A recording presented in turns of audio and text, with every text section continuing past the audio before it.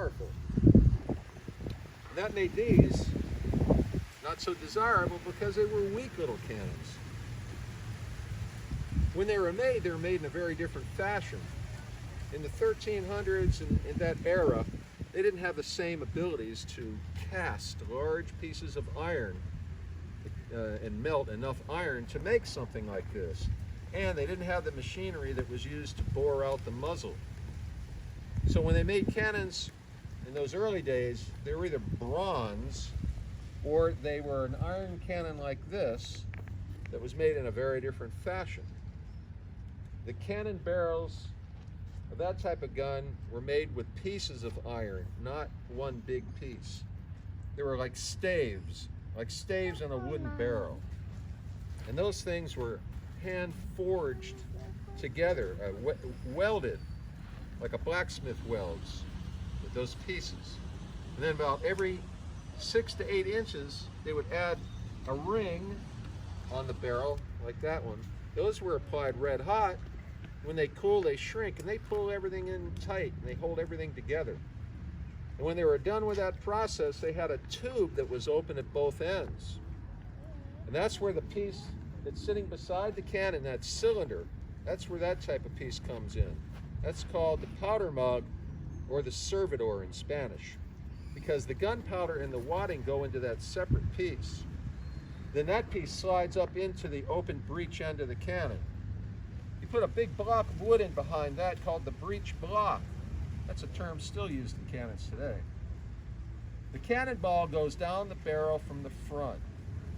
Unlike these cannons, where everything has to go down the barrel from the front. These were slow to load, but they were very, very powerful. That type of cannon was called a 6-pound breech charged bombardetta. A bombardetta is just a small bombard or a small cannon. 6 pound because this is the size of the cannonball it shot, a 6-pound iron shot. Now once a cannon was fired, they could pull that block out, they could pull that servidor out, and they got another one preloaded with gunpowder and wadding. They could slap that in there quickly, reload the gun, and get a shot off in about 20 to 25 seconds. And if they had 3 or more of those servidors, which was quite common, the 5-man crew, they'd be switching these things out quickly. You had a couple guys reloading them with gunpowder and wadding, and other people running them back and forth to where they're being reloaded. And you keep up this rapid rate of fire with these things. In the beginning, you can get off about as many as 3 shots that first minute. But it slows up a little bit, but it's still very fast. Unlike these cannons, that you get off a shot about every 50 seconds, maybe a minute, so they were slow.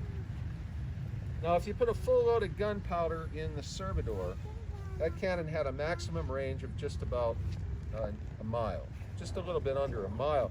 Now I like to use the Bridge of Lions as a reference because that's about 9/10 of a mile from here.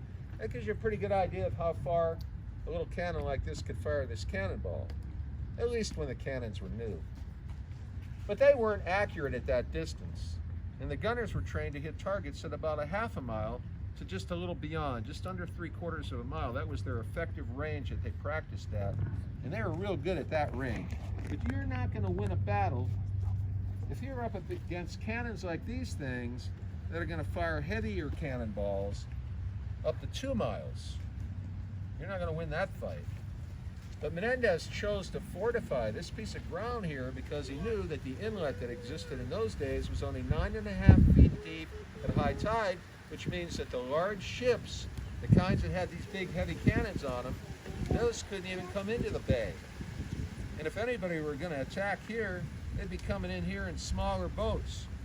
About the smallest or the largest boat that came into the bay in those days would be something along the lines of our replica chalupa over there. Now that type of boat can go in about 3.5 feet of water, and you can carry about 4,000 pounds of gear or personnel in it. So you can imagine a bunch of those things coming across this bay to attack here, full of soldiers wearing armor. And once those got into range, open up with all these cannons firing up to 3 shots that first minute. Well, these cannonballs, they don't look like much because they're just a solid iron shot and they don't explode. But these things would be traveling through the air at about 400 miles an hour, go through the side of a boat like that, like it was made out of cardboard, and you can imagine what would happen to the soldiers in it. Not only do you have the cannonball coming through, but you got these giant splinters flying at high velocity, and then the boat begins to sink, and you're wearing armor, and now 9.5 feet sounds pretty deep.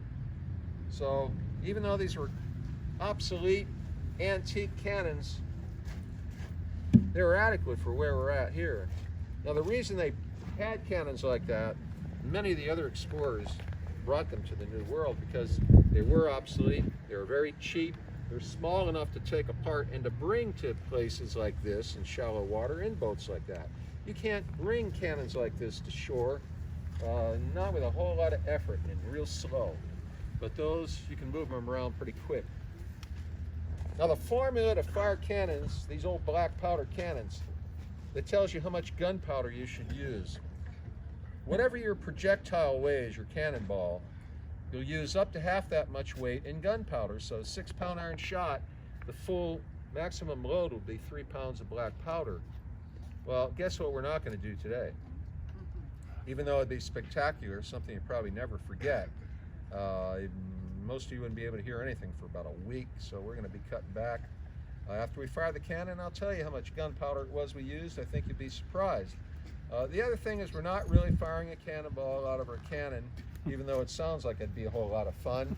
The Coast Guard's out there, and we know they have no sense of humor.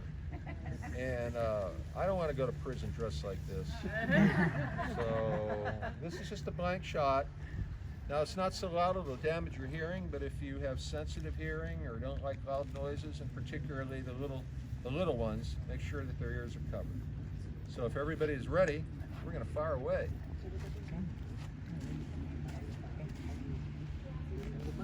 ¿Listo? Por España. Fuego.